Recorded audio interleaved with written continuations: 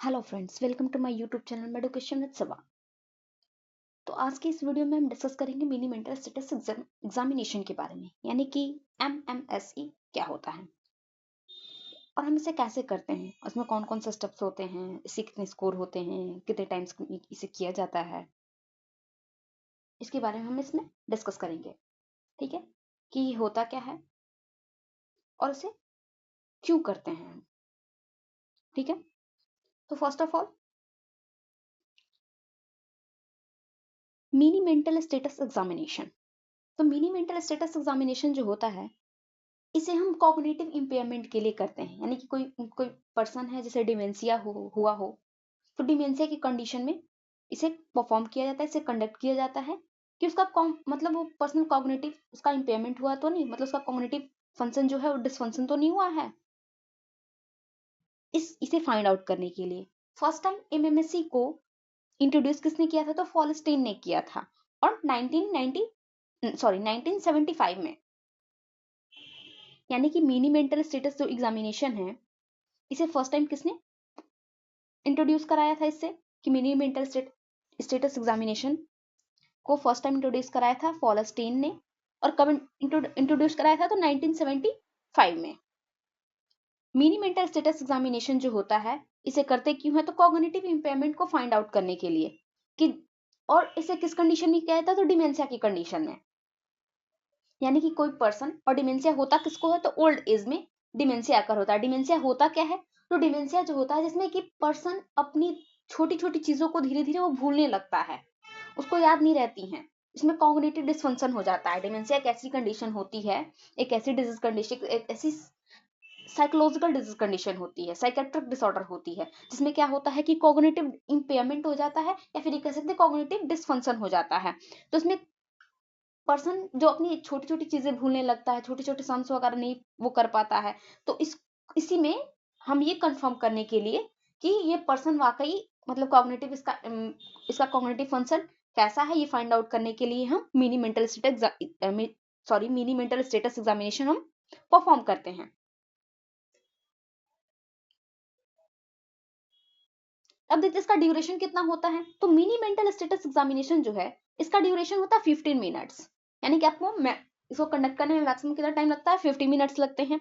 और इसमें कितने पॉइंट्स होते हैं या कितने स्कोर होते हैं? तो 30 स्कोर होते हैं, 30 पॉइंट्स होते हैं या 30 स्कोर होते हैं। जैसे जैसे पर्सन अपनी आपके द्वारा पूछे गए क्वेश्चंस का आंसर करता है, सही आंसर करता है, तो हम उसे वो स्कोर प्रोवाइड करते हैं। मैक्सिमम स्कोर जो होता है इसका 30 ही होता है। और इसका एक लेवलिंग भी होता है, जैसे कि अगर मान लीजिए कोई पर्सन में लेस देन, अगर स्कोर जो है लेस देन 9 आ रहा है,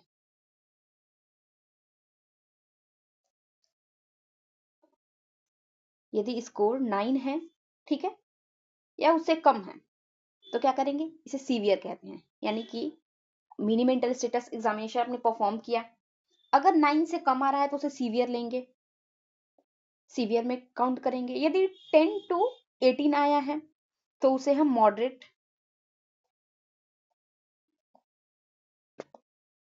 और यदि 18 है ना,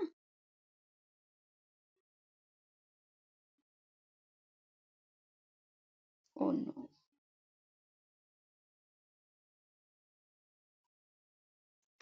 सबसे पहले हमने देखा कि कितने में, कब हम कितना स्कोर दे रहे हैं। तो यदि लेस देन 9 है, सीवियर,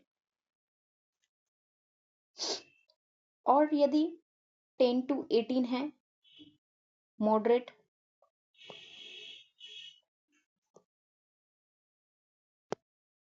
और यदि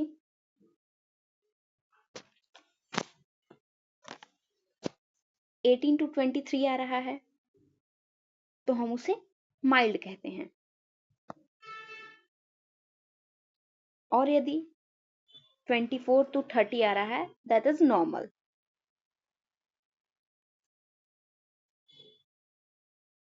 तो उसे हम नॉर्मल कहते हैं। तो सबसे पहले आपने क्या देखा कि मिनी मेंटल स्टेटस एग्जामिनेशन होता क्या है। तो मिनी मेंटल स्टेटस एग्जामिनेशन जो होता है कॉग्निटिव इम्पेयरमेंट के लिए परफॉर्म किया जाता है, कंडक्ट किया जाता है, और ज्यादातर कॉग्निटिव इम्पेयरमेंट जो होता है ओल्ड एज की कंडीशन में होता है। ओल्ड एज लोगों को डिमेंशिया आकर होती है, उन्हीं में डिमेंशिया जैसी प्रॉब्लम जो साइकेट्रिक डिसऑर्डर होते हैं डिमेंशिया वो ओल्ड एज में होती है। और ओल्ड एज के लोगों को का ही कॉग्निटिव फंक्शन चेक करने के लिए हम mini mental status examination perform करते हैं।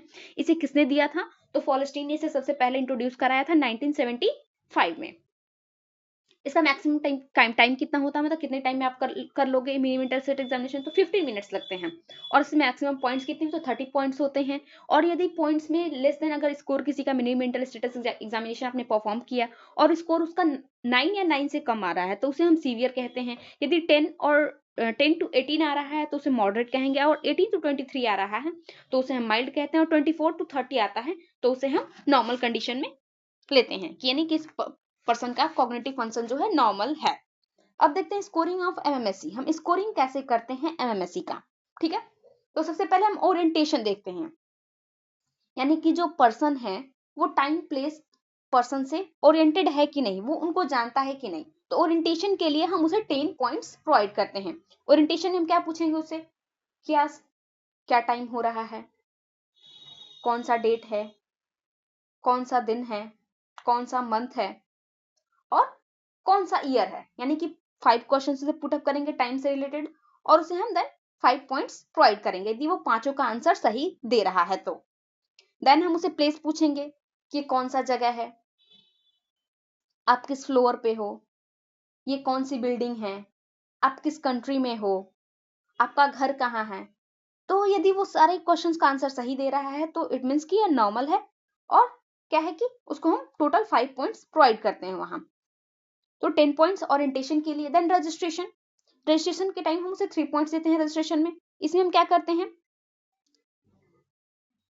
तो इसमें हम क्या कहते हैं, पेशेंट से कुछ नाम उसे बोलते हैं और हम उसे कहते हैं कि इस नाम को आप रिपीट कीजिए और इसे याद करके रखिएगा। इसे हम कुछ नाम बोलते हैं और कहते हैं कि इस नाम को आप रिपीट करके रखिएगा, मतलब आप रिपीट कीजिए और इसे याद रखिएगा, ठीक है?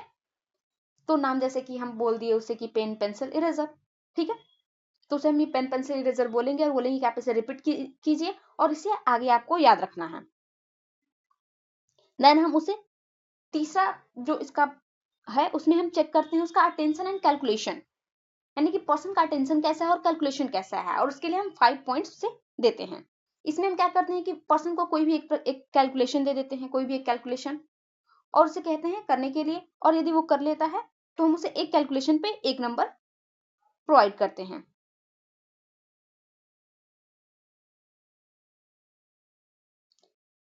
और उसके बाद रिकॉल में हम 3 पॉइंट्स देते हैं। तो रिकॉल में हम वही चीजें कहते हैं जो हमने वर्ड्स से पहले कहा था रजिस्ट्रेशन के टाइम कि ये 3 वर्ड्स आप याद रखो, यानी कि 3 वर्ड्स याद रखो और इसे हम मतलब रिपीट करो और याद रखो। वही वर्ड्स हम उसे पूछते हैं। रिकॉल रिसेंटली सेइंग 3 वर्ड्स, मतलब जो हमने रिसेंट में 3 वर्ड्स कहे हैं उन्हीं तीनों वर्ड्स का नाम वो बताए। यदि वो तीनों नाम बता देता तो 3 पॉइंट्स देंगे, यानी कि एक नाम के लिए 1 पॉइंट्स, ठीक है? उसके बाद हम लैंग्वेज टेस्ट करते हैं उसका, कि उसका लैंग्वेज अपनी भाषा से परिचित है या नहीं, लैंग्वेज के बारे में। तो सबसे पहले लैंग्वेज में हम 9 पॉइंट्स देते हैं, ठीक है? उसके बाद लैंग्वेज में सबसे पहले हम नाम यानी कि नेमिंग करते हैं। तो नेमिंग में हम क्या करेंगे, कुछ ऑब्जेक्ट्स उन्हें दिखाएंगे और पूछेंगे कि कौन क्या है नेमिंग में। जैसे कि कोई हम उसे पेन दिखा रहे हैं और पूछने की ये क्या है, अगर वो बताता है तो उसे हम 1 नंबर प्रोवाइड कर देते हैं। और इसे हम 2 क्वेश्चन से पुटअप करते हैं, 2 ऑब्जेक्ट दिखाते हैं और दोनों क्वेश्चन पूछते हैं कि कौन सी चीज है, और दोनों बता देता है तो 2 उसे नंबर दे देते हैं, यानी कि 2 स्कोर हो गए। फिर रिपीटेशन में, तो इसमें हम क्या कहते हैं कि कोई सेंटेंस बोलते हैं, पेशेंट से हम कोई सेंटेंस बोलते हैं और कहते हैं कि आप इसे रिपीट कीजिए। यदि वो उसे जैसे हमने बोला है जो चीज सेम वैसे रिपीट करता है तो हम उसे 1 पॉइंट वहां प्रोवाइड करते हैं। उसके बाद 3 स्टेज कमांड। 3 स्टेज कमांड क्या होता है, तो इसमें हमें 3 पॉइंट्स देने होते हैं और इसमें हम पेशेंट से ये कहते हैं कि जैसे कि एक पेपर होगा और उसे हम कहेंगे, पेशेंट को हम पेपर को रख देंगे और कहेंगे कि इस पेपर को आप अपने राइट हैंड में उठाओ और इसे फोल्ड करो और फिर आप कीप डाउन द फ्लोर और उसे आप फ्लोर पे रख दो। यानी कि एक पेपर हम लिए और उसे रख दिए, रखने के बाद उसे हमने पेशेंट से कहा कि आप इसे उठाओ अपने राइट हैंड में और इसे फोल्ड करो, और फोल्ड करने के बाद आप इसे फ्लोर पे रख दो। यदि पेशेंट इस कमांड को, जो हमने कमांड दिया है वो कर ले रहा है, उसे कंप्लीट कर दे रहा है इस टास्क को, तब हम उसे 3 पॉइंट्स प्रोवाइड करते हैं। यानी कि पहला काम क्या किया हमने कि उसे बोला कि पिक द पेपर, यानी कि पेपर को मतलब उठाओ, पिक करो और इसे अपने राइट हैंड में उठाना है। ठीक है, तो अगर पेशेंट ने या जो पर्सन है वो अपने राइट हैंड में उस पेपर को उठा लेता है तो हम उसे 1 पॉइंट देंगे। फिर उसे हमने कहा फोल्ड करने को, तो वो फोल्ड कर लेगा तो 2 पॉइंट्स देंगे। और फिर देन हमने कहा कि उसे फ्लोर पे रख दो, तो यदि वो उसे फ्लोर पे रख देता है तो हम उसे 3 पॉइंट्स देते हैं। यानी कि ये टास्क वो कंप्लीट कर ले तो आपको 3 पॉइंट्स देना है। यदि एक भी गलती हो गई, जैसे कि आपने कहा कि राइट हैंड में उठाओ, राइट हैंड में ना उठा करके लेफ्ट हैंड से उठा लिया, तो यहाँ पे 1 नंबर उसका लेस हो जाएगा। देन उसके बाद रीडिंग, तो रीडिंग में हम उसे रीडिंग में 1 पॉइंट देते हैं। और रीडिंग में हम क्या करते हैं कि कुछ सेंटेंस हम पढ़ते हैं और उसे कहते हैं कि आप भी उसे रिपीट करो, आप भी उसे हमारा हमें फॉलो करो, उस चीज को आप भी पढ़ो। राइटिंग में भी 1 पॉइंट देते हैं, हम उसे कहते हैं पेशेंट को कि कोई मीनिंगफुल सेंटेंस लिख के दिखाइए आप, और यदि वो राइट सेंटेंस लिख देता, कोई मीनिंगफुल सेंटेंस लिख देता है, उसके लिए हम उसे 1 पॉइंट प्रोवाइड करते हैं, वह यानी 1 स्कोर हम देते हैं। देन कॉपिंग में सेम वही चीज कि हम उसे कुछ करके दिखाएंगे या फिर कुछ लिख के दिखाएंगे और कहेंगे आप इसे कॉपी कीजिए। ठीक है, नेक्स्ट हमने वही डिस्कस किया कि बताया कि 30 स्कोर का होता है टोटल।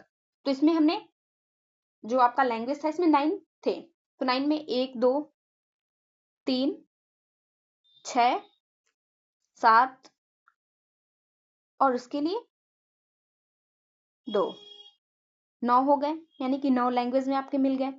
3 इधर मिल रिकॉल के लिए, तो 9 3 12 और 5 पॉइंट्स इसके लिए 17 और 3 पॉइंट्स रजिस्ट्रेशन के लिए, तो 17 3 20 और 10 पॉइंट्स, यानी कि कुल 30 पॉइंट्स हो गए।